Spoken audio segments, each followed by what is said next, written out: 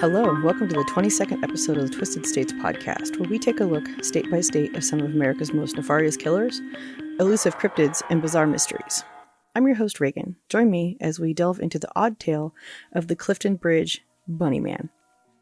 We're going to try our best to follow the path this tale of one unusual event, or small little pocket of isolated events, took into becoming a full-blown urban legend. But first, let's take a quick look at the state where this all takes place. Virginia. So officially, the Commonwealth of Virginia, referred to as the Old Dominion, founded as the colony of Virginia in 1607, making it the first permanent English colony in the New World. Virginia was the 10th state to join the Union on June 25th, 1788, and nicknamed the birthplace of President. Wow, no. Just gonna leave it in there. My editing is gonna be minimal on this. The birthplace of presidents. Before being colonized, Virginia was the home of the Powhatan. They were an Algonquin people. They were in the area for a long time before this area was colonized by the British. There's evidence going back at least 17,000 years ago of the area being, the area that's known as modern-day Virginia being frequented by nomadic native hunters. So it definitely has a long history of indigenous people living there before, this happened. Anyway, so we're going to hop right in, and we're going to start off by going over something that I had to go dig around on the Wayback Machine to find. The Clifton Bunnyman. This was listed as a classic ghost story on castleofspirits.com. And it's quite the embellishment, but you know what? It's kind of fun. We're gonna go through it, take a look here, okay? And then after I read through this, we're going to take a look at some little more factual things. But this is still fun, don't get me wrong. The tale of the Bunnyman goes back many, many years. Originally, it didn't start until 1931, after many murders had already been committed. For verification of the story, you can visit the Old Clifton Library, located in Clifton, North Virginia, USA. What I'm about to tell you is entirely true. Although I've never seen the Bunnyman, everyone in Clifton believes it to be true. Quick reference to help you understand the story. The bridge has a one-lane car road passing underneath a dual railroad track. Above it, within the woods along a gravel road. Back in 1903, deep in Clifton, there used to be an asylum buried deep within the wilderness of Clifton.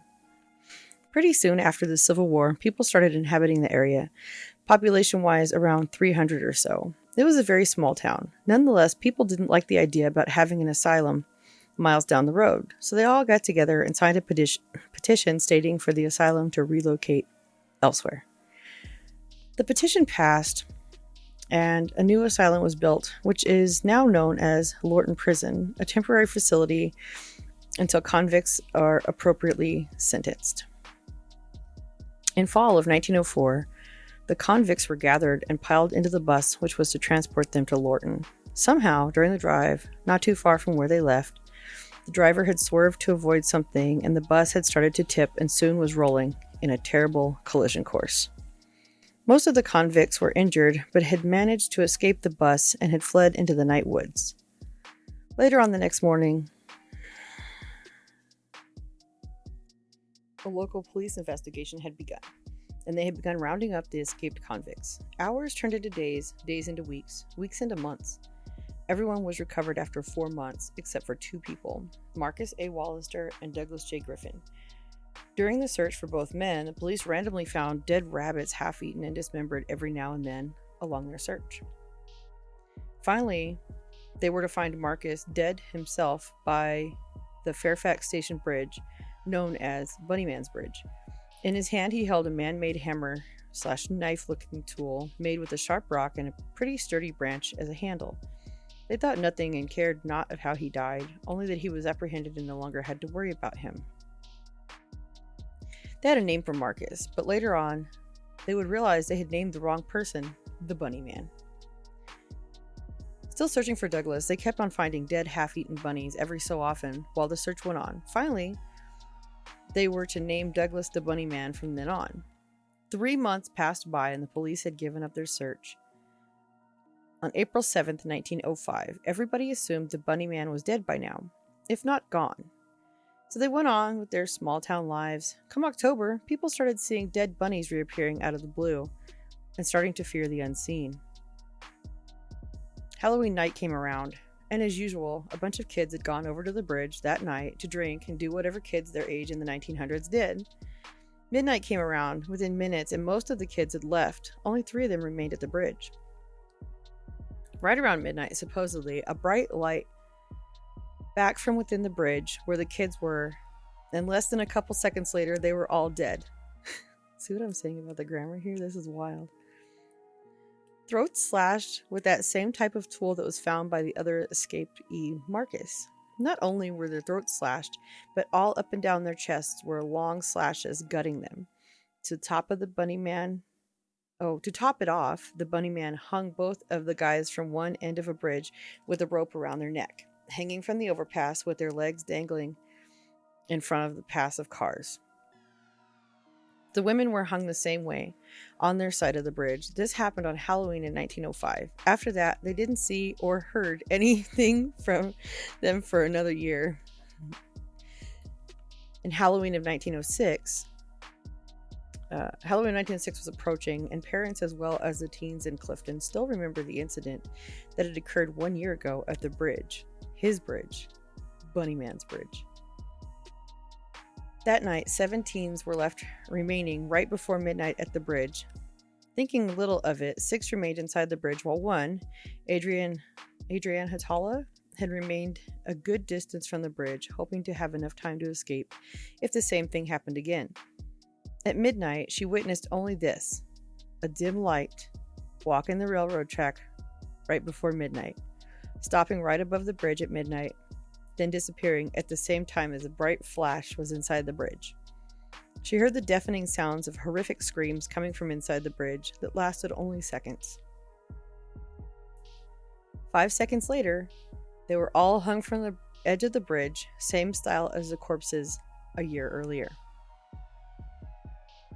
Horrified, she ran home. She didn't tell of everything she saw, just spattered words here and there that some of the folk put together to come up with her story. No one understood it, or even believed her. They charged her with the murder and locked her up in the asylum of Lorton. In 1913, the same thing happened with 9 teenagers this time. Halloween night again. Adrian was still locked up. They dropped her sentence, but it was too late. The insanity had finally conquered her. Even if she was released, she was too far gone to have a decent life. So she spent her remaining years in the asylum until she finally died in 1953 of shock. No one knows what exactly she died in shock from, but supposedly she had died in her dreams, dreaming of that one dreaded night. Perhaps the Bunnyman had finally gotten to her. More murders were to take place, however, although after the murders in 1913, most people stayed clear of the bridge on Halloween. 1943 rolls around and 6 teenagers go strolling out on a Halloween night. A couple hours later, all of them dead, same way as the others. Investigations took place, but as usual, nothing was discovered. 1976, the same situation occurs, this time with only 3 people. The only other incident that occurred since that was in 1987, 12 years ago. Janet Charletier, was enjoying the night with her 4 friends. Halloween night had finally come and they had gone driving out to enjoy the night after invading the children's candy bags. They had settled around 11 at the bridge, waiting for midnight to come. They didn't believe in the myth, so they decided to see for themselves, and were bound to be the only ones who actually witnessed the Bunnyman and withstood him. They had waited around 55 minutes or so, almost at midnight, until Janet started getting a little scared. They all had been pulling pranks on each other, jumping out of the bushes and screaming, so she was already a little worked up. Midnight hits. While she's completely freaked out, she's almost out of the bridge when the lights get really bright inside the bridge. When that happens, her body is halfway outside of the bridge. She sees her skin start tearing at her chest, but nothing is piercing her skin. She manages finally to exit the bridge. Completely horrified, she hits a hanging body and knocks herself out. When she wakes up, she finds her hair has turned white and she has been bleeding. She was lucky that the cut had just started and wasn't very bad at all. She left and never returned to the bridge again. She's been sitting on a swinging bench on her balcony every morning, just staring in the direction towards the bridge a couple miles down the road. To this day, you can still find her on that bench every morning. From then on, the story dwells untouched and unmoved. Halloween night, you will find a bunch of people hanging around the bridge, drinking, smoking up, but within minutes of midnight, everyone leaves. It's been like that for the past 5 years that I visited the bridge on Halloween night. Even if it's not Halloween night, any night you go there, you feel the presence of death awaiting the night sky of Halloween, yearning for more blood to be split in his name, in the name, his name, Bunnyman. Okay, so there's a tale. Here's a short myth. Halloween night comes around. Nothing happens until midnight. Right before midnight, supposedly a bunny or two enters the bridge. Right before midnight, his soul, a dim light, walks the tracks above the bridge. When midnight hits, his soul stops right above the bridge, dead center, and disappears, only to reappear inside the bridge. From then on, it's his soul which lights up the whole area so brightly that you can't even see him. That's when he instantly kills you by slitting your throat and slashing your chest, only to hang you at the edge of the bridge. You can even see the rub marks that have worn away at the rock where the bodies were swinging. Whoever is inside the bridge ends up dead. And the little closeout says, thanks for taking the time to read this, and remember, everything except for the actual myth has been in Clifton's records since the date it happened. The old Clifton Library still stands, containing those records on microfiche, however you spell it. I've looked it up myself, and it's still a mystery. I'm thinking of taking this to Unsolved Mysteries. Let me know if you have any comments. Timothy C. Forbes, Virginia, USA. All right, so now we're going to take a look at The Bunnyman Unmasked, the real-life origins of an urban legend, written by Brian A. Conley, historian, archivist, Fairfax County Public Library. The introduction. There's a story that a man dressed as a bunny haunts the residential neighborhoods around our nation's capital. Silly as this may sound at first, the Bunnyman has been a fixture of local legend for at least 30 years. By 1973, the so-called Bunnyman had been reported in Maryland and the District of Columbia. His infrequent and widespread appearances tended to occur in secluded locations and usually tell of a figure clad in a white bunny suit armed with an axe, threatening children or vandalizing property. By the 1980s, the Bunnyman had become an even more sinister figure, with several gruesome murders to his credit.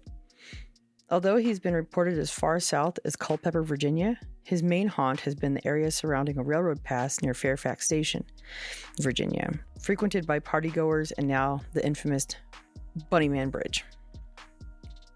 The legend. For more than 25 years, stories of the Bunnyman have been kept alive primarily amongst our teenage population.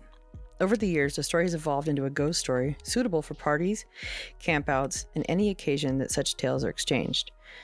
It was at one such gathering in 1976 that the author first heard it told. The Bunnyman was said to be responsible for the deaths of 2 disobedient children in the Clifton area. Others were rumored to have disappeared, and there was talk of animals found horribly mutilated.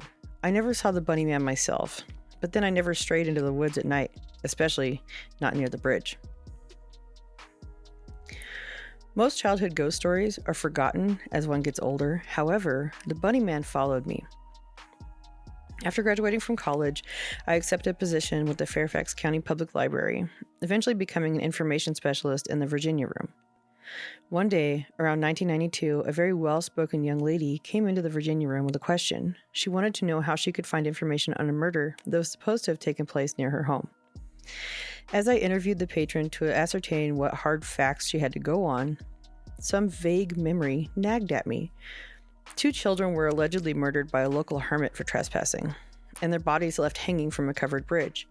She had no names and only a vague idea of a time frame.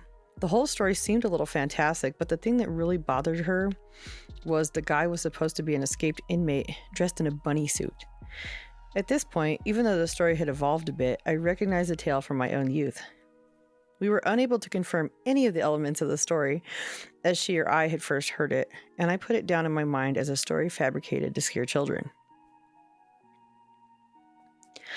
I likely would have forgotten about the Bunnyman again if the questions didn't begin to come on a regular basis. The Bunnyman has actually begun appearing in print in recent years, having been mentioned in several high school newspapers, and more recently on the internet. The various internet versions have carried the story to new heights. The most widely circulated written version, entitled The Clifton Bunnyman and signed by Timothy C. Forbes, Virginia, was posted on a website called Castle of Spirits around 1999. That's a story I just read to you.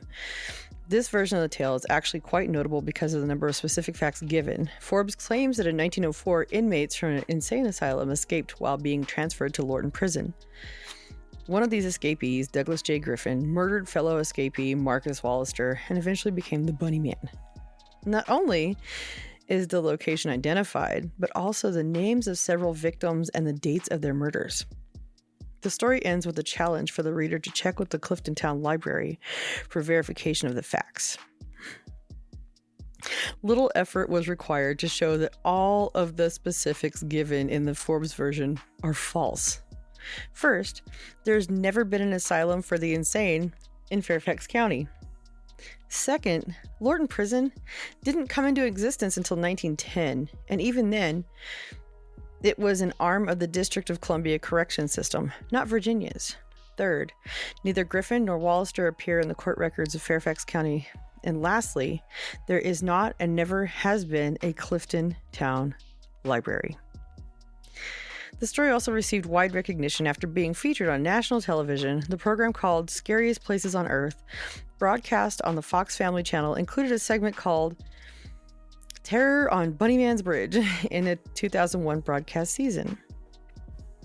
Even though these fictional tales of spectacular crimes are easy to dismiss as fiction, the question of the story's origin is not, was the Bunnyman real? At first, I was content to dismiss the Bunnyman as completely fictitious. However, I have learned that many legends do have some basis in factual events. At the urging of a fellow employee, I finally began a more serious search for the Bunnyman. I began with a few basic assumptions. First, although the tale is told in jurisdictions all around the Washington, D.C. area, the bulk of them take place in Fairfax County. Second, any event that gains as much notoriety as this one must have been originally reported to the public. Third, the original event was probably criminal in nature. Was the Bunnyman a murderer? The aspect of the story which gets the most attention are the alleged murders. Researching historical crimes can be very difficult unless you have some basic facts to begin with. Since police records are not available for casual review and court records are indexed by the names of those involved, not by location or type of crime, I had to begin by checking the local newspapers. The tool that has proved the most valuable was the Fairfax County Public Library Historical Newspaper Index. Virginia Room volunteers Malcolm Richardson and Barbara Welsh worked for 10 years to compile a complete index to local Fairfax County newspapers. The careful work of these two, combined with the searching capabilities of a computer database, allowed us to extract every murder and killing reported by the local press from 1872 through 1973. Even though Fairfax County was a rural farming community until well into the 20th century, there were over 550 individual mentions of killings in the study period. Jesus. Wow. Eliminating run-of-the-mill domestic murders and concentrating on multiple murders and those involving children, both of which were mercifully rare, served to pare down a list of more than 500 possible events to the following three. Number 1. Francis and June Holober, February 1949. It would be hard to imagine a more disturbing event for a growing community like Fairfax than the gruesome murders of 37-year-old Frances Hobler and her 8-month-old daughter, June.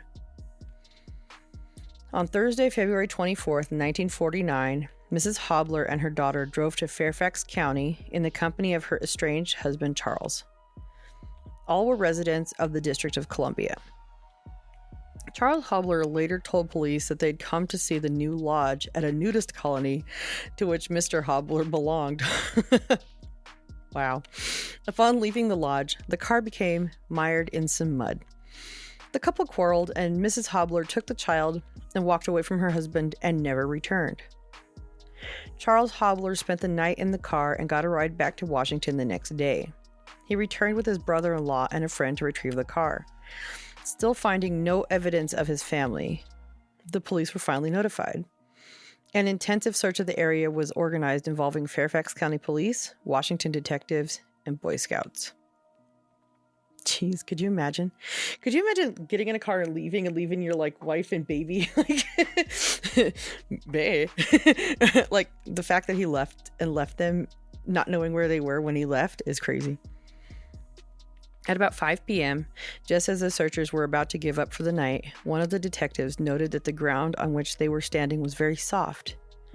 Both mother and daughter were found in a shallow grave next to the lodge and less than 200 yards from where Charles Hobler's car had been stuck. Frances Hobler had been beaten and then shot once in the head and once in the heart. The baby girl had been buried alive. The local community was shocked and horrified by the cold, brutal character of the crime, especially when the investigation identified Charles Hobler as the prime suspect. Hobler later confessed to investigators that he had planned the murder for 3 weeks and had not intended to report the disappearance of his wife, but changed his plan when the car got caught in the mud. The case came to trial on January 16, 1950. After hearing 4 days of testimony, the jury returned a verdict of guilty, and Hobler was sentenced to die in the electric chair. Hobler's attorney, T. Brooke Howard, filed an appeal alleging that the jury failed to give proper consideration to the plea of insanity and that the court made errors in its instruction to the jury. But it was like totally premeditated. That's first-degree murder. He was talking about it for like weeks. 3 weeks he had planned the murder, and if it wasn't for the fact that his car got stuck, he never would have reported them fucking missing. Like, wow. The Virginia Supreme Court of Appeals eventually overturned the conviction and ordered a new trial. Charles Francis Hobler was recommitted to the Western State Mental Hospital at Marion, Virginia, where he was judged to be insane.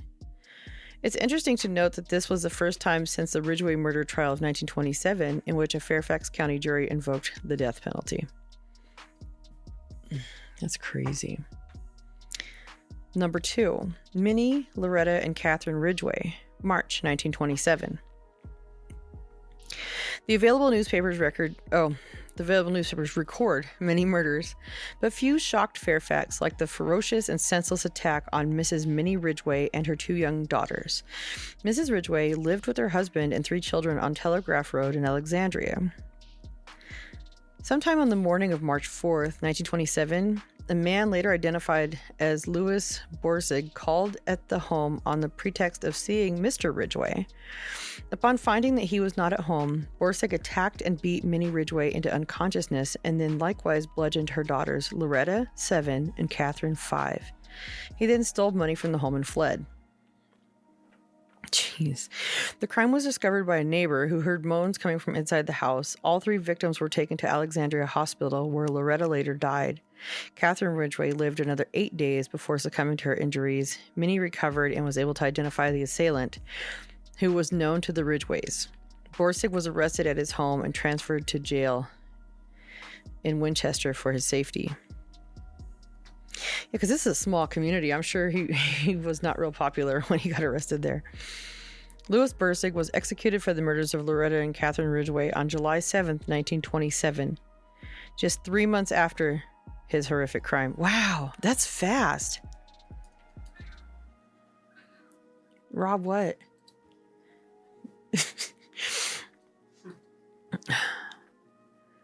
I've never heard, like, they executed him 3 months after he was sentenced? That's fast, right? Yeah.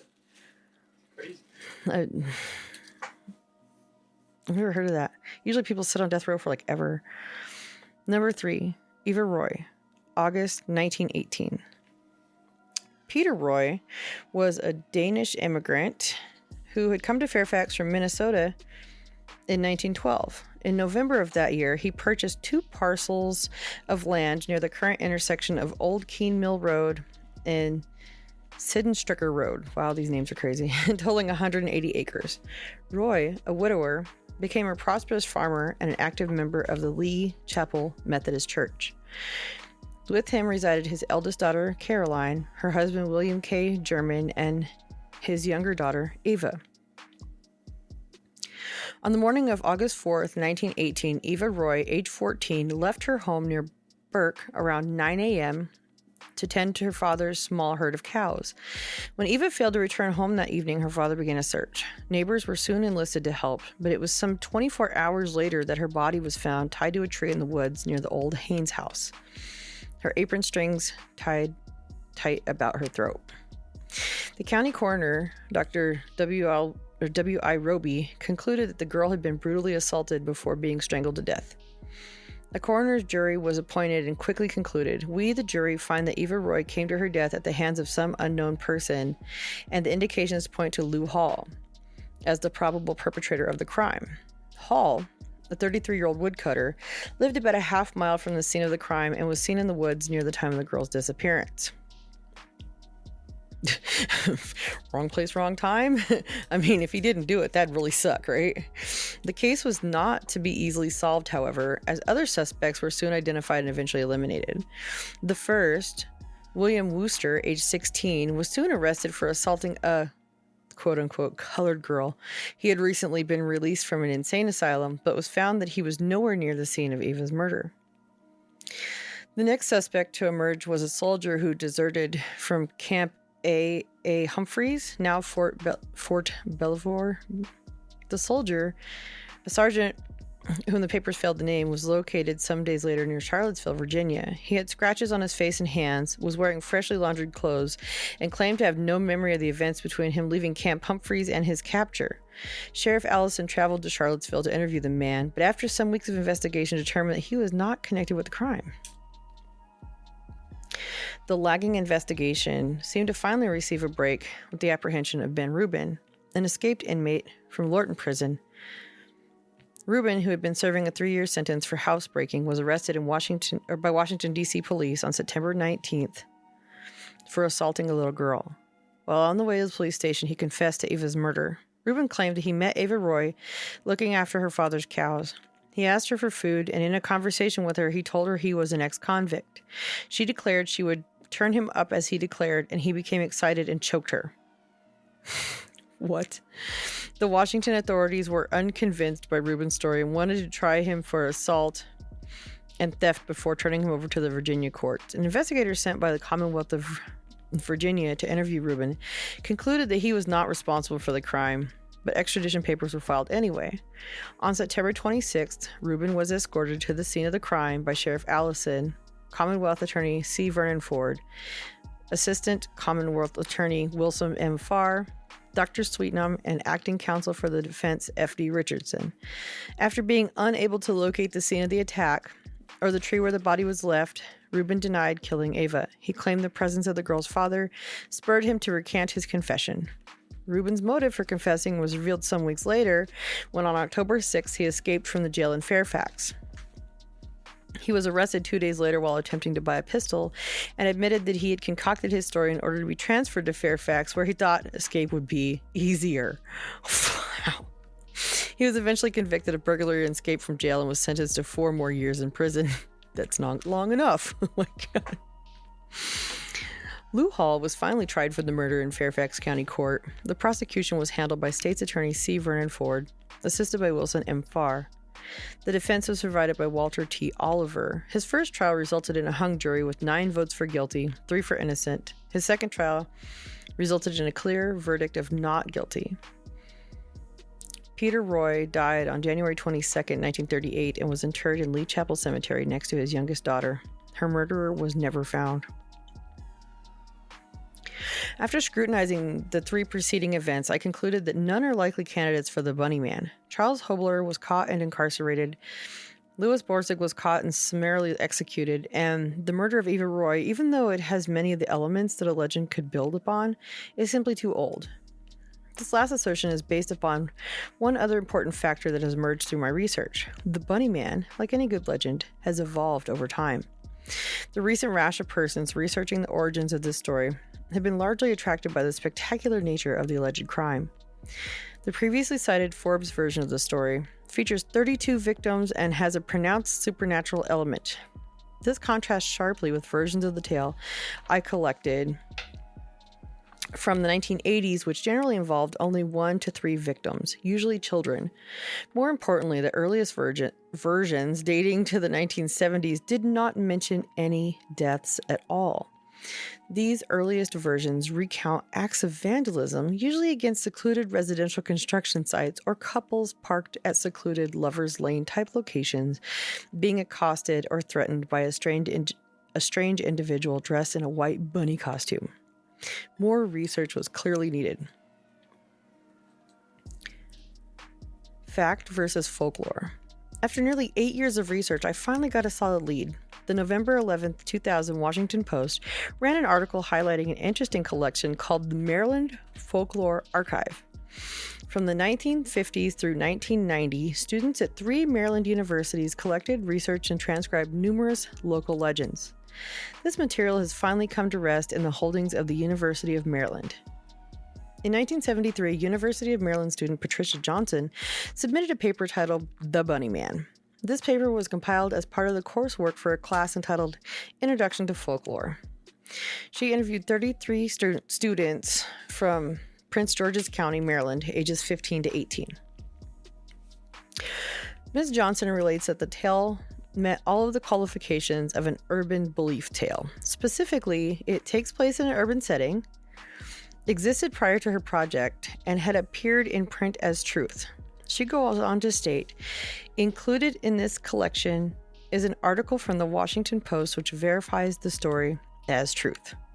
This was an important claim as I had found no primary sources to date. I was extremely frustrated to find that the page containing the referenced article was missing from the original paper.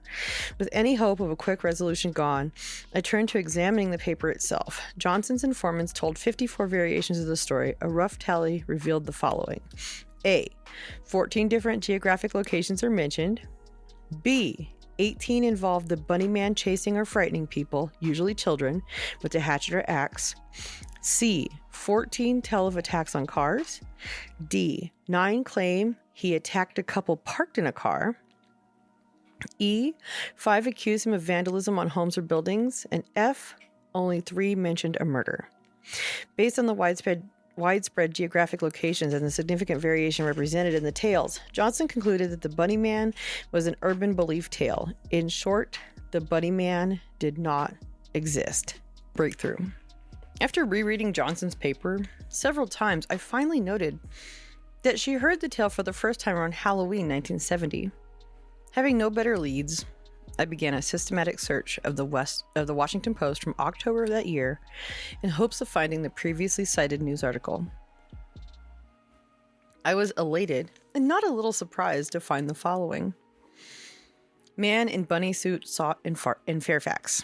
Fairfax County Police said yesterday they are looking for a man who likes to wear a white bunny rabbit costume and throw hatchets through car windows. Honest. The next one is Air Force Academy cadet Robert Bennett told police that shortly after midnight last Sunday, he and his fiancée were sitting in a car on the 5400 block of Guinea Road when a man dressed in a white suit with long bunny ears ran from the nearby bushes and shouted, "You're on private property and I have your tag number." The rabbit threw a wooden-handled hatchet through the right front car window, the first-year cadet told police. As soon as he threw the hatchet, the rabbit skipped off into the night, police said. Bennett and his fiancée were not injured. Police say they have the hatchet, but no other clues in the case. They say Bennett was visiting an uncle who lives across the street from the spot where the car was parked. The cadet was in the area to attend last week's Air Force Navy football game.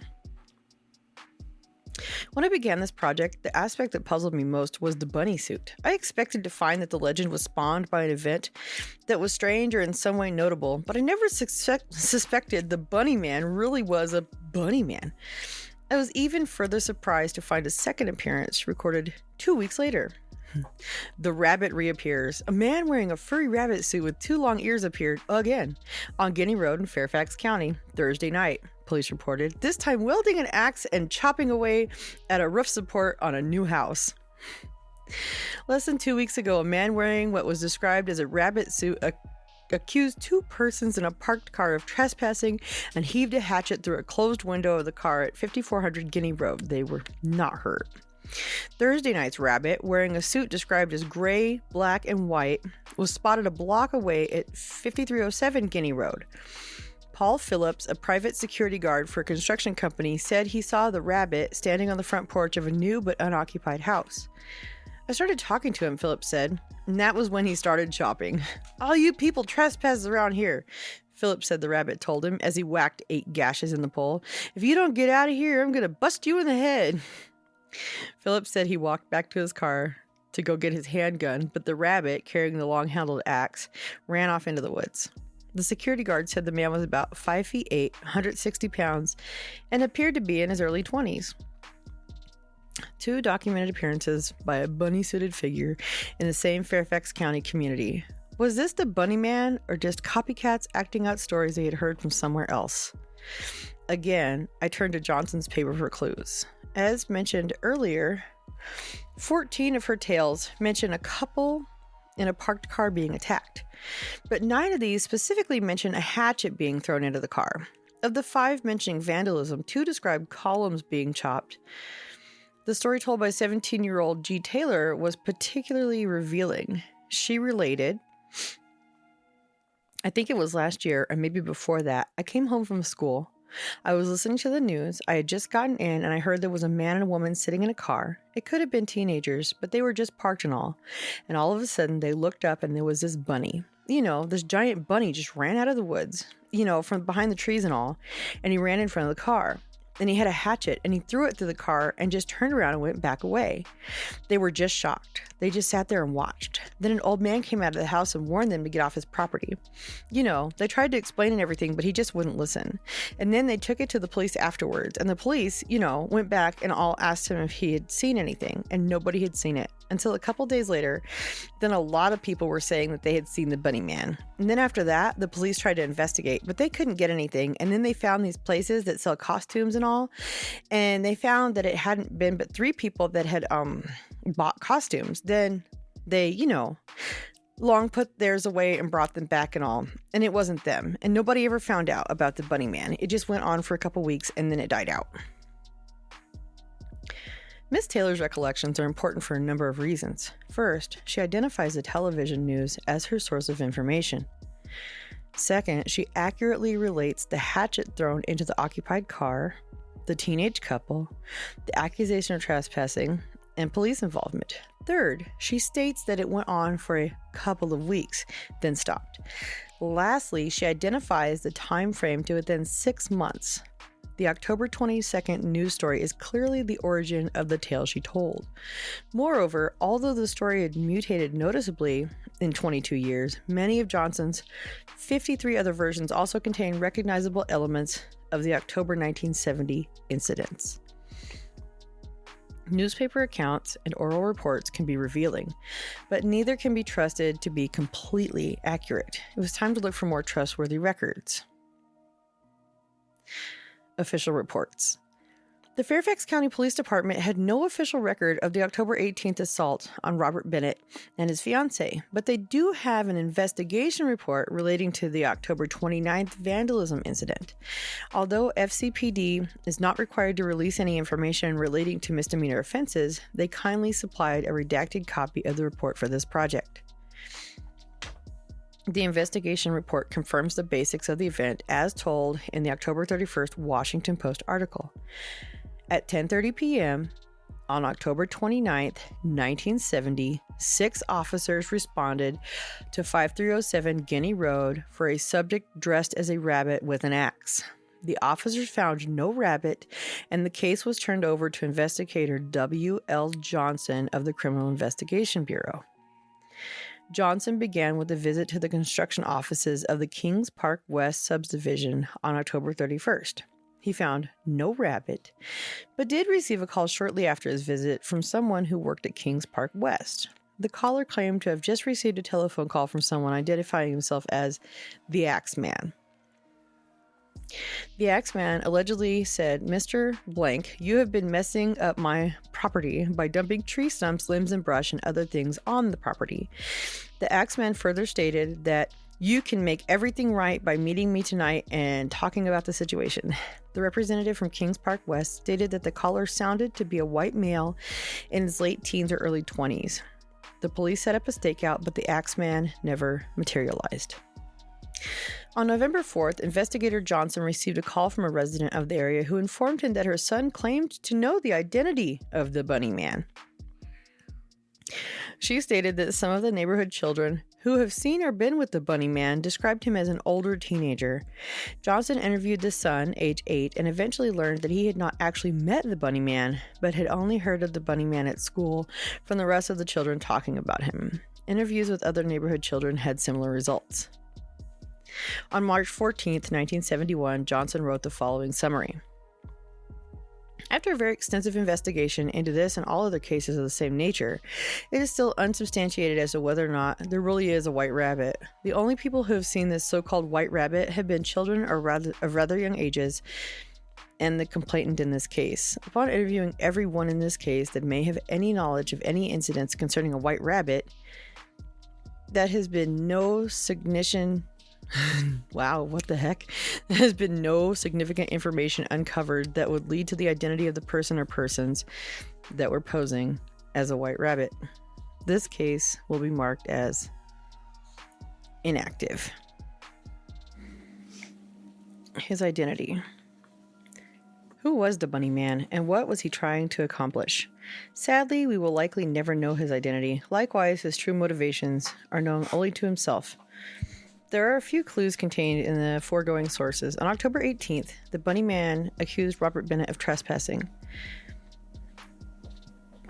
On October 29th, the Bunnyman told security guard Paul Phillips that you all trespass around here. And on November 4th, the self-styled Axeman accused the unnamed representative of Kings Park West subdivision of dumping debris on his property. If we assume that all three incidents involved the same individual, then it appears that this young man was disturbed by the development of the area. Said development was extensive in 1970. Until the Second World War, Fairfax County was a rural farming community. And then the buildup of federal employment in the region fueled intensive residential development in the closer suburbs of Arlington and the Fairfax counties. The 1950s saw tract housing being built in Springfield, McLean, Annandale, and Fairfax. The somewhat modest developments of the early 1960s eventually gave rise to near town-sized projects like Reston and Burke Center. Kings Park West is a subdivision of over 1,500 homes and was one of several such developments either built or under consideration for the Burke area at the time of the incidents. James W. Robinson's secondary school opened the next year with nearly 3,900 students. While Fairfax County began to look seriously at land use planning issues in the 1950s, the first countywide comprehensive land use plan was not adopted until 1975. Many people living in Fairfax County in the 1960s and 70s were disturbed to see pastures and woods give way to roads, subdivisions, and shopping centers.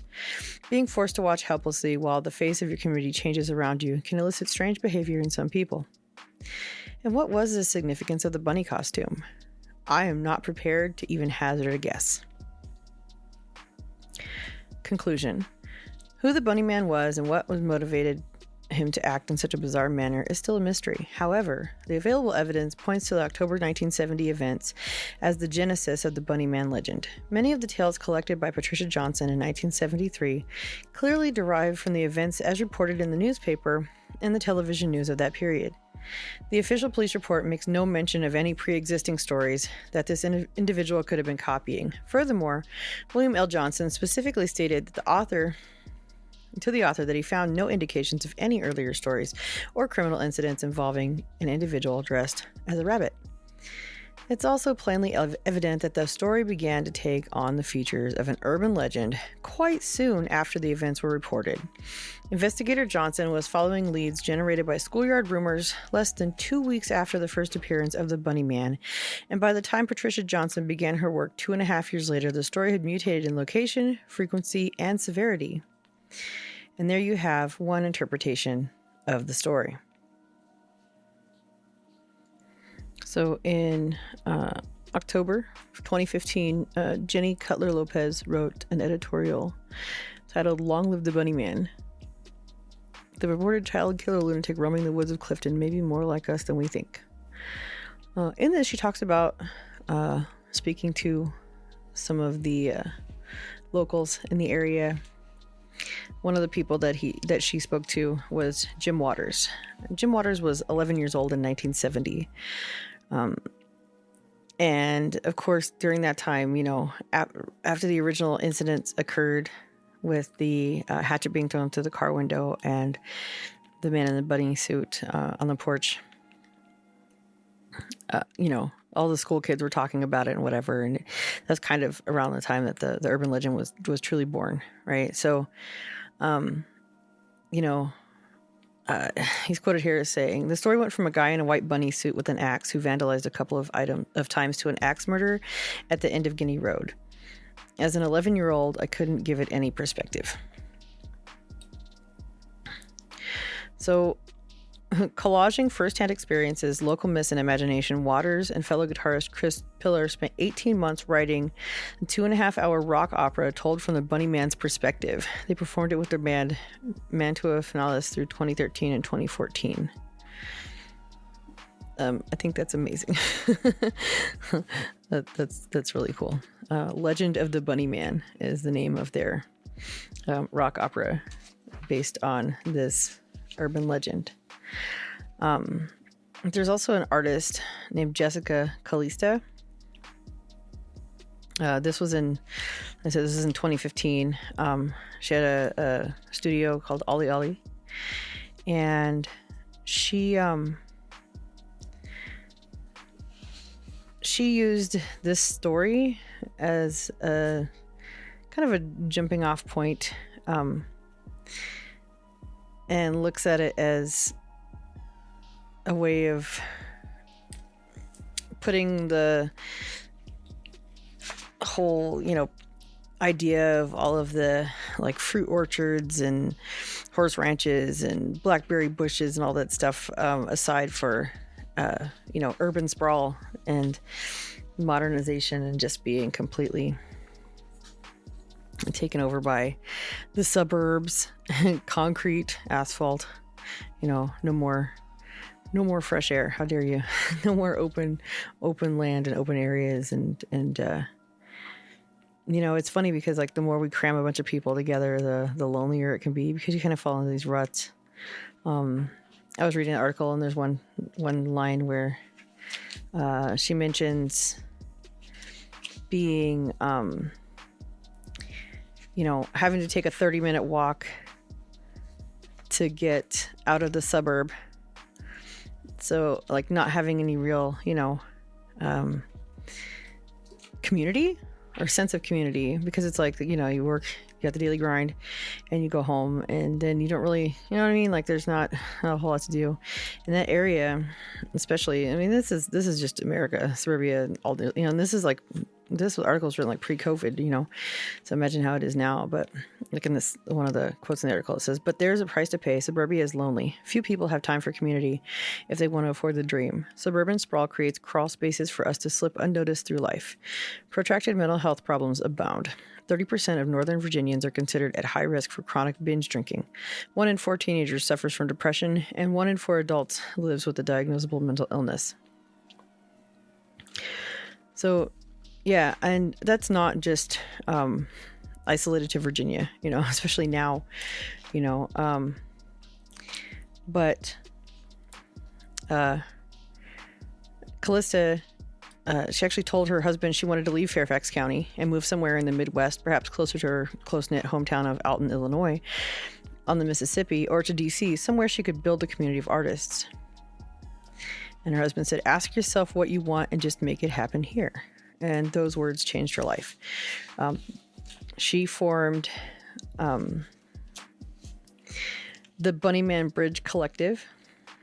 And she has, like I said, I don't know if it's still there, but at the point of this article, she had a studio called Ollie Ollie, like Ollie Ollie Oxenfree, and she created this collective to, connect her suburbanites and get all these people, interacting with each other.